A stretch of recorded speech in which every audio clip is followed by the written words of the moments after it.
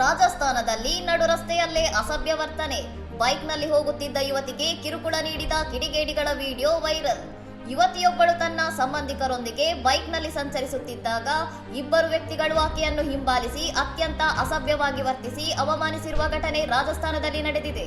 ಕಿಡಿಗೇಡಿಗಳು ಯುವತಿಗೆ ಅಶ್ಲೀಲವಾಗಿ ಟೀಕೆಗಳನ್ನು ಮಾಡುತ್ತಾ ಕಿರುಕುಳ ನೀಡುತ್ತಿರುವ ದೃಶ್ಯಗಳು ಮೊಬೈಲ್ನಲ್ಲಿ ಸೆರೆಯಾಗಿದ್ದು ಸಾಮಾಜಿಕ ಜಾಲತಾಣಗಳಲ್ಲಿ ಭಾರೀ ಆಕ್ರೋಶಕ್ಕೆ ಕಾರಣವಾಗಿದೆ.